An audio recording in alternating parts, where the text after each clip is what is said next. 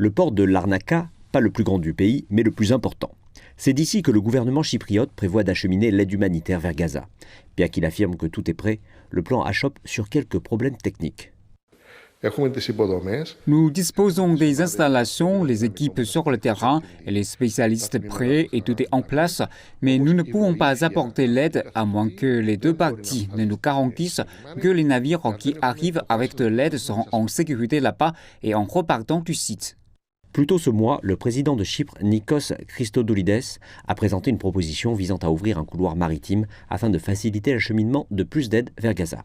Cela pourrait aider considérablement les Palestiniens dans le besoin, car une cargaison représente près de 500 camions d'aide. Le plan est d'utiliser la ville de Larnaca comme principale plaque tournante, car elle se trouve à 400 km de Gaza.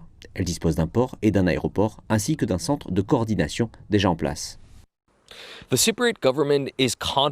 Le gouvernement chypriote est convaincu que tout est en place pour que l'aide soit acheminée et mettre les navires à l'eau ne pose pas de problème. Ce qui l'inquiète, c'est le lieu de déchargement à l'arrivée, car le seul port de Gaza n'est pas fonctionnel. Un projet de port flottant temporaire au large de la côte de Gaza a pu être discuté, mais ne peut pas être mis en œuvre à moins que l'État hébreu ne donne son feu vert.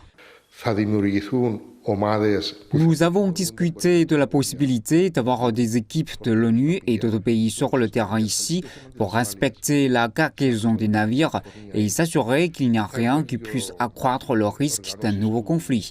Nous nous sommes déjà mis d'accord sur la manière de procéder et toutes les parties sont d'accord, y compris l'Union européenne.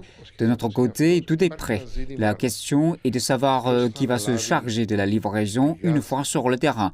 Certaines organisations se sont manifestées, mais nous avons besoin de plus de garanties avant de commencer. Alors que le cessez-le-feu est en place et que l'aide est acheminée aux personnes dans le besoin, toutes les parties concernées souhaitent que l'aide en provenance de Chypre arrive le plus rapidement possible.